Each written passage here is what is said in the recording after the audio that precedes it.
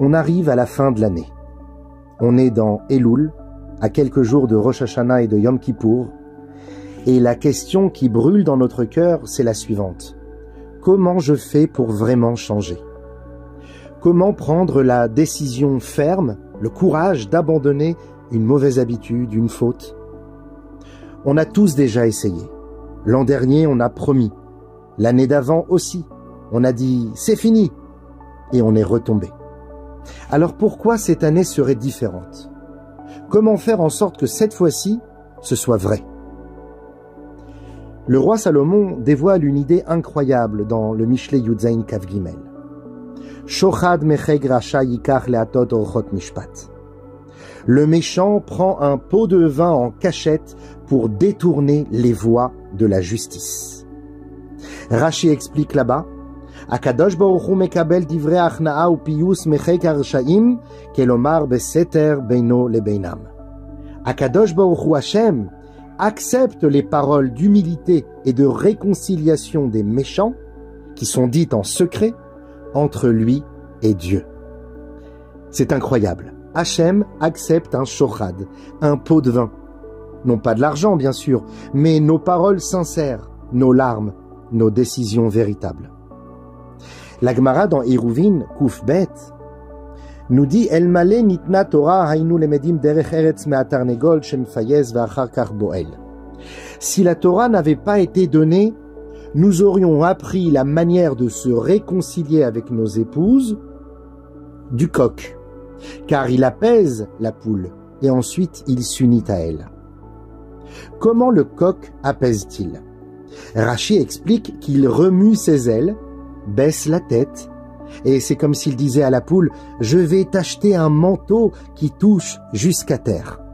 Évidemment, il n'achète jamais de manteau. Alors pourquoi la poule y croit-elle?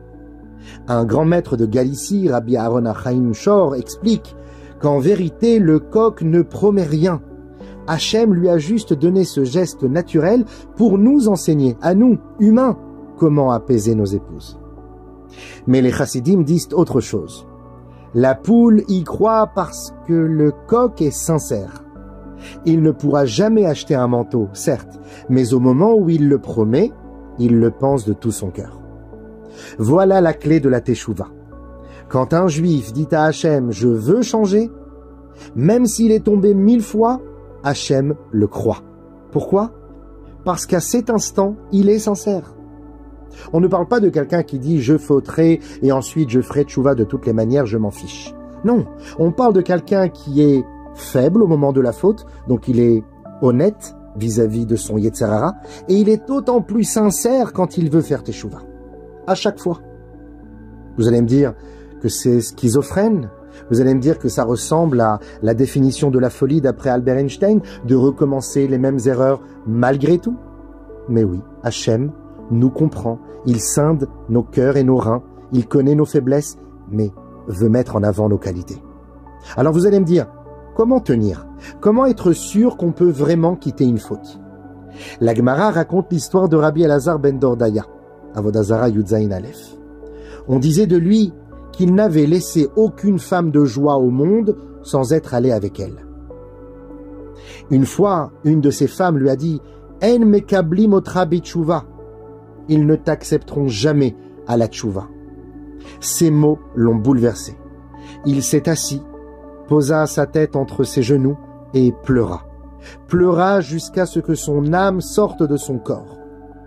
Et la Gemara dit, il est mort non de honte, mais de la douleur d'arracher la faute de son cœur, comme une opération à vif.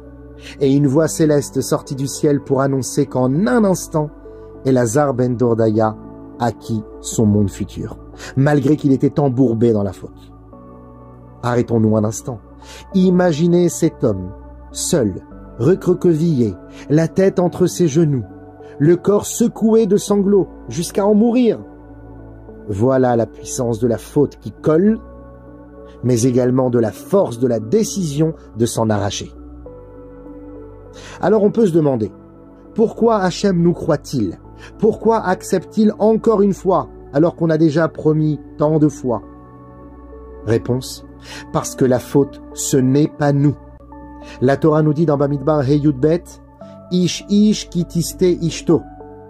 Si la femme s'est écartée du droit chemin et dont le mari a soupçonné les actions.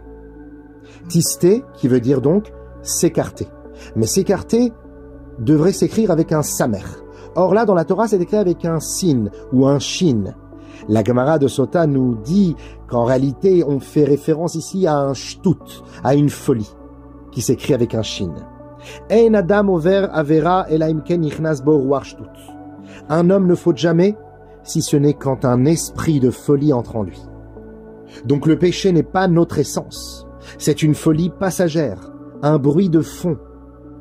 Notre moi véritable, notre profondeur, elle veut le bien. Alors concrètement, que faire?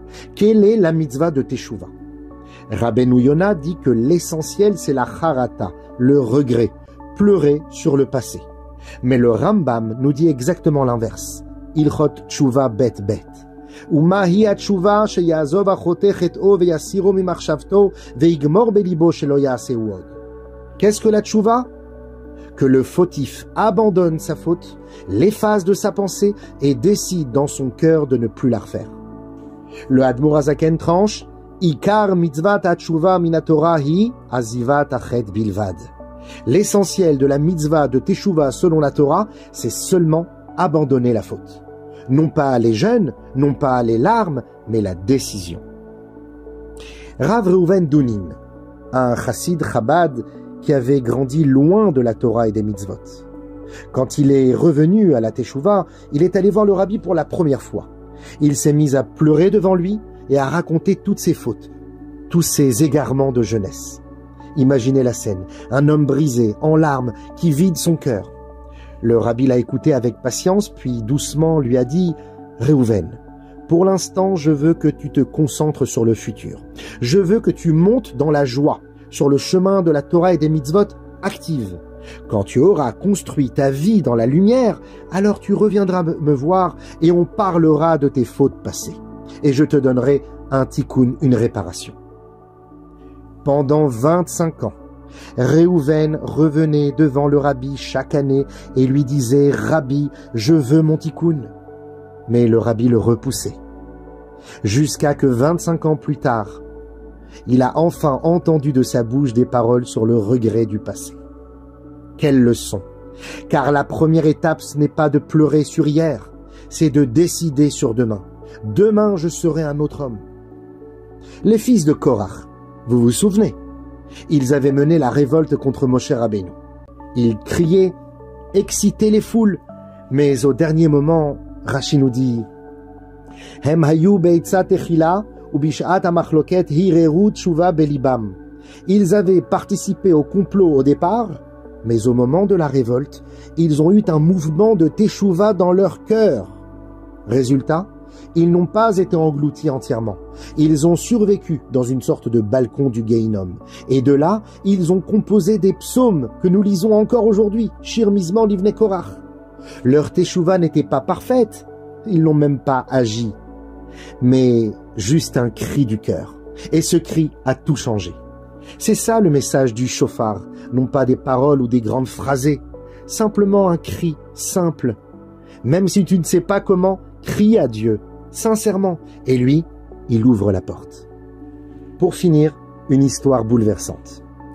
Dans l'URSS des années noires, des chassidim se réunissaient en secret pour un Farbrengen. Ils buvaient, pleuraient, chantaient ensemble. Et soudain, l'un d'eux, ivre de douleur et d'espérance, se lève et dit à ses compagnons « Assez de pleurer, allons voir le rabbi à New York !» Ses amis éclatent de rire. « Tu es fou, allez à New York, même la lune est plus accessible. » Alors, il aligne des chaises comme un train et leur dit de monter. Il prend la première chaise en guise de chauffeur. « Montez, on part !» Quelques-uns sont montés avec lui pour rire. Mais 70 ans plus tard, ceux qui avaient pris ce train imaginaire ont tous réussi à sortir de Russie et à voir le rabbi. Et ceux qui s'étaient moqués sont restés coincés jusqu'à la fin du régime soviétique. Voilà pourquoi il y a un pouvoir extraordinaire dans un cri sincère.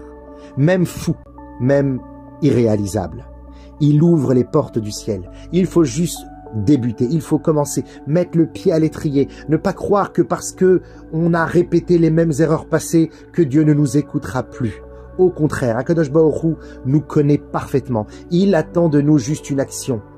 Voilà, mes amis, la teshuva, ce n'est pas pleurer sur hier. La teshuva, c'est crier. Assez, demain je change. Aujourd'hui je change.